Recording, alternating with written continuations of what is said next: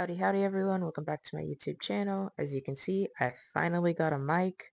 Hopefully, when I put this video into CapCut to edit, I won't have to tinker with the audio as much.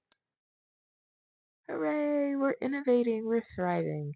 And so today's video is going to be an October reading wrap-up. If you didn't know, October is my birth month. I consider it Dual-tober.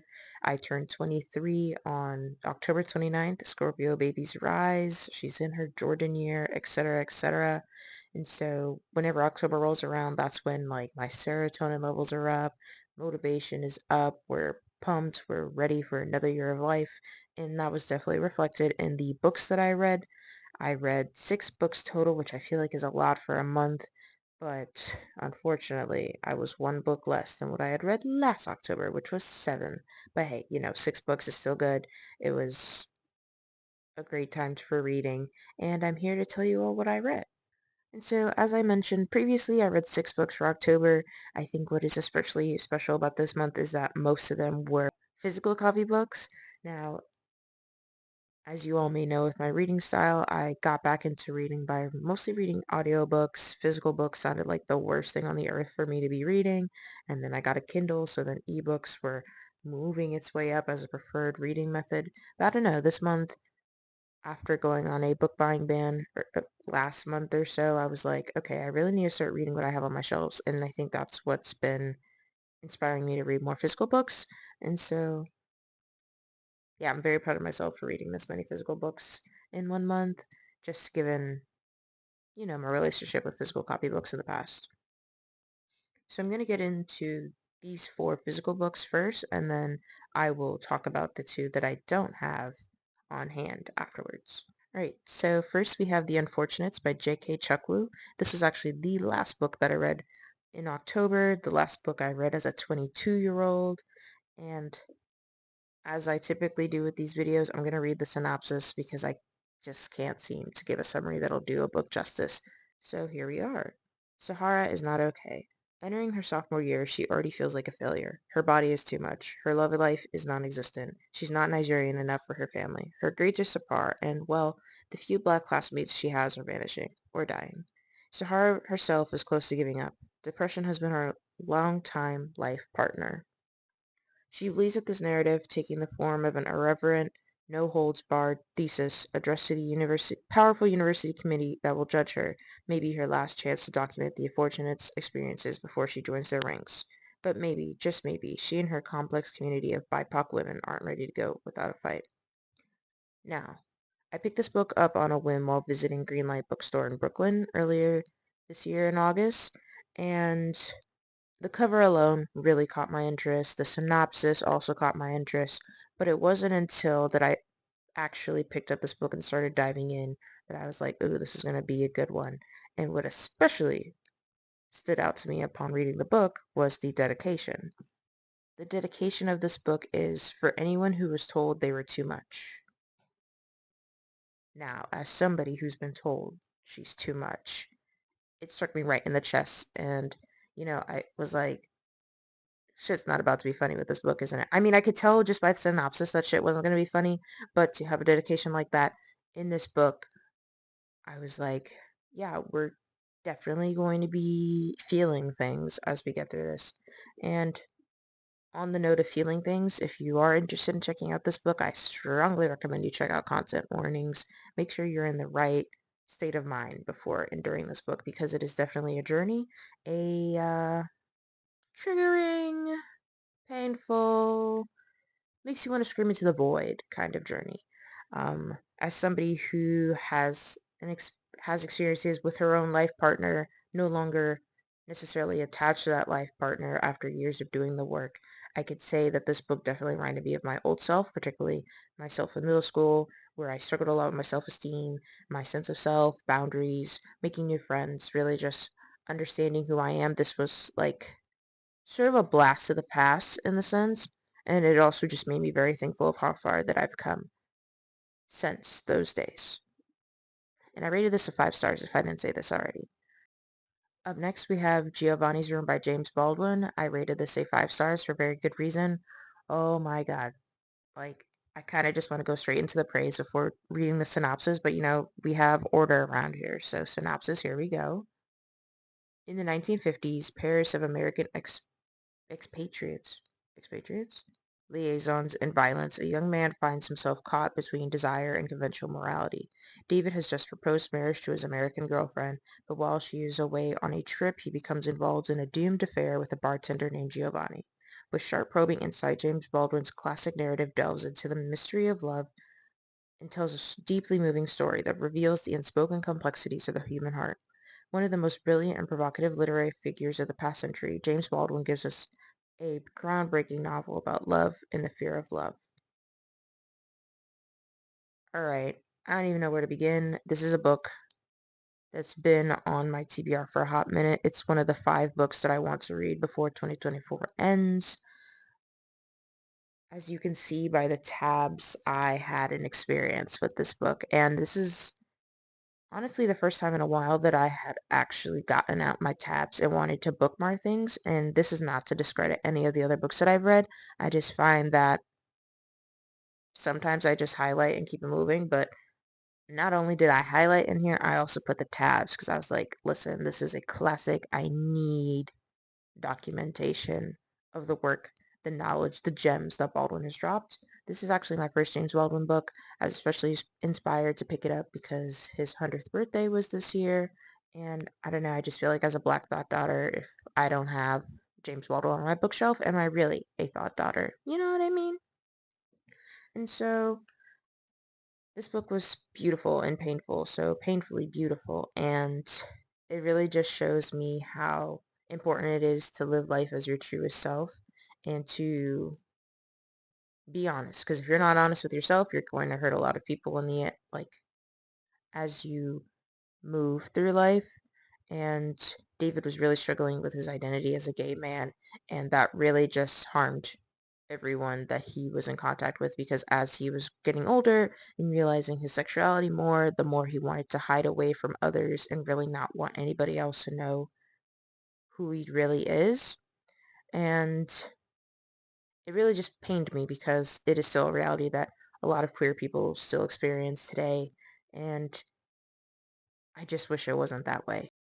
And as I mentioned, I tabbed a lot of places because there was just some parts that I was like, okay, I need to have this engraved somewhere. And there was one piece in particular. Let's see if I can find it with one hand. No, I do not. No, I cannot find it with one hand. 1 second. So in this version of Giovanni's Room, Kevin Young wrote an introduction for this book, and in it he does a really great job at paying homage to James Baldwin, who he is, where he's been, the impact he's had on the literary world. And there was one quote that he wrote that Baldwin had written, which was, "You think your pain and your heartbreak are unprecedented in the history of the world, but then you read. It was books that taught me that the things that tormented me the most were the things that connected me with all the people who were alive, who had ever been alive." And that struck me right in the chest because I feel like I've been analyzing my reading choices as of late, and I definitely gravitate towards books that really make you feel something. Oftentimes it's literary fiction, and it really just speaks to my relationship with books. I read books to understand, to learn, and oftentimes it's featuring characters or plot lines that are very relevant to my experience on this earth. And so Baldwin really, I just felt seen when Baldwin had said that. So we love James Baldwin. Thank you, James Baldwin. May you rest in peace, James Baldwin. Up next, we have Plantains and Are Becoming by Melania Luisa Marte. I had picked up this book in honor of Latina Heritage Month, and I loved it. It's a book of poems. Poetry is not really something that I read, but when I do read it, I appreciate it a lot. This is another book where I had put a couple of tabs, and before I get into those tabs, again, let's follow order here and read the synopsis. In this imaginative, blistering poetry collection, poet and musician Melania Luisa Marte looks at the identities and histories of the Dominican Republic and Haiti to celebrate and center the Black diasporic experience.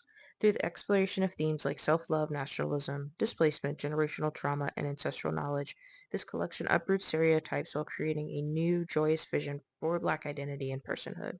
She asks of herself and her readers, what does it mean to tend to your own words and your own record to build upon the legacies of your ancestors.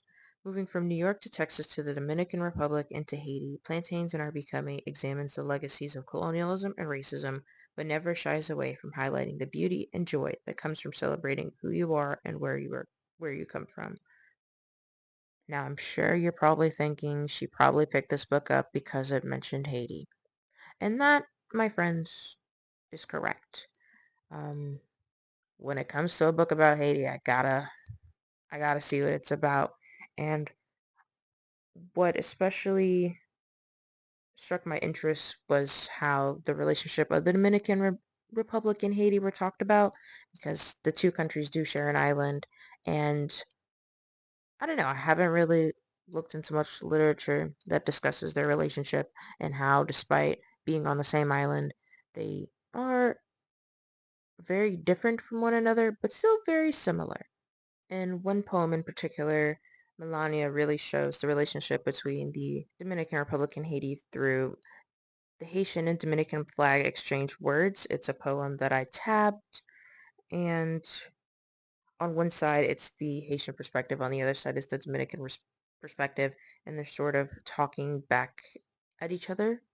It's like a back and forth conversation, and I just really liked it, and showing how like the parallels between the two countries, despite being colonized by Haiti, the French, Dominican Republic, the Spanish. And yeah, it's just one of those things that I appreciated reading. A good read overall. The last physical copybook that I have to show you all today is The Promise Boys by Nick Brooks. Before I get into anything else with this book, can we talk about the cover? Like, cover artists really did their thing with this one.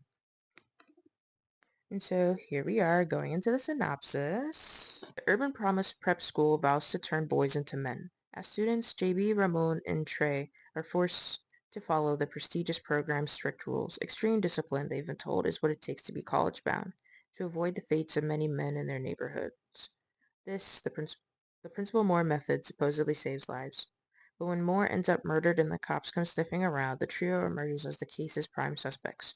With all three maintaining their innocence, they must band together to track down the real killer before they are arrested. But is the true culprit hiding among them? Now, mm, just reading that synopsis right now just really prompts all the thoughts and feelings I had in reading this. This is a book I read in within 24 hours, honestly, because I was just so invested in seeing how the plot unfolds. Mystery, fiction, crime is not really a genre that I gravitate towards, but with this one I was especially drawn to the fact that it had black and brown male protagonists. That's not really a demographic that I see a lot in the books that I read, and I was really just drawn into it. A commentary about how black and brown boys are viewed in society, especially when they are in urban areas, and just seeing how the Urban Promise Prep School was really looking to mold these young men into respectable members of society, but the way in which that this school was doing it was honestly anti-black and brown, which is really a damn shame because the principal himself was a black man. And so just seeing those forces play out, and then the murder happens, and then the police get involved, and the police's involvement further exacerbated the negative ways in which black and brown boys are perceived. Like, there are chapters throughout the book where it's the detectives interacting with our three protagonists and really pushing stereotypes that are unfortunately held in the criminal justice system. And the ending caught me by surprise. Like, as I was reading, I had no way of figuring out who the murderer was until the very, very end. And the way that it was revealed, it was just like a mind-blowing experience. Alright, for the remaining two books for this reading wrap-up, I'm going to read their synopsis off my iPad because they were both books that I had checked out from the library and read on my Kindle. And I'll have the cover around here somewhere on the screen. We'll see where future Jolanda puts it. But up next we have The Poet X by Elizabeth Acevedo, another book that I had picked up in honor of Latina Heritage Month. and it was about Xiomara Batista feels unheard and unable to hide in her Harlem neighborhood. Ever since her body grew into curves, she has learned to let her fists and her fierceness do the talking. But Xiomara has plenty she wants to say, and she pours all her frustration and passion onto the pages of a leather notebook, reciting the words to herself like prayers, especially after she catches feelings for a boy in her bio class named Amon, who her family can never know about. With Mommy's determination to force her daughter to obey the laws of the church, Xiomara understands that her thoughts are best kept to herself. So when she is invited to join her school's slam poetry club, she doesn't know how she could ever attend without her mommy finding out. But she still can't stop thinking about performing her poems. Because in the face of a world that may not want to hear her, Xiomara refuses to be silent. And so a really interesting thing that I noticed while reading the Poet X was that each chapter was written in the form of a poem, and so it really felt like we were in Xiomara's mind as she was moving throughout the story, and that's something I'd never really see in the books that I read, especially because I don't read a whole lot of poetry, so I thought that was cool. Um, I related to Xiomara a lot as being the strong girl who is really learning to come into her body, come into herself, while also dealing with outside sources that sort of expect her to be the exact opposite. And last but certainly not least, we have American Street by E.B. Zaboy. And the synopsis goes, on the corner of American Street and Joy Road, Fabiola Toussaint thought she would finally find une belle vie, means a good life. But after they leave Port-au-Prince, Haiti, Fabiola's mother is detained by U.S. immigration, leaving Fabiola to navigate her loud American cousins Chantel, Donna, and Princess, the grittiness of Detroit's West Side, a new school, and a surprising romance all on her own. Just as she finds her footing in this strange new world, a dangerous proposition presents itself, and Fabiola soon realizes that freedom comes at a cost. Trapped at the crossroads of an impossible choice, will she pay the price for the American dream? Now, this book right here, when I finished it, I wanted to scream into the void because the ending, so much was revealed, so much that just really had me pissed off, frankly, in a good way, because I was just like, what the hell is going on here? How did I miss this? There's no way I could have anticipated this happening. Gosh. But as you can tell from the synopsis, this book is featuring a Haitian protagonist as a Haitian American. Mm. I was drawn to this and just seeing the realities of what it's like to immigrate from another country, Haiti in particular, just resonated with me as having family members who are immigrants to the United States from Haiti. So my phone had ran out of storage while I was rambling on about American Street, and not gonna lie, I don't remember the last thing that I said. All I know is that American Street was just one of those books that left me sitting, pondering, thinking, wondering, all the things. And to see Fabiola's transition into American society and American high school, finding her way amongst her cousins, despite not seeing them for so long, and learning more about her Mata Joe, and yearning for her mother to return. It was all just something that felt so similar, so familiar to me, despite me not actually having experienced exactly what she had experienced. And it was just a great book. 5 stars. 5 stars for sure. Alright, those are all the 6 books that I read during October, or Dualtober if you're fancy. Like I mentioned before, great month. I really enjoyed it. And yeah, if I really had to choose my favorite book out of the 6 that I read, it would definitely be Giovanni's Room, with The Unfortunates and American Street closely behind it. Thank you all so much for watching, and let me know what books that you were loved in October. Let me know if you've read any of the books that I talked about today, and I will see you all next time. Bye!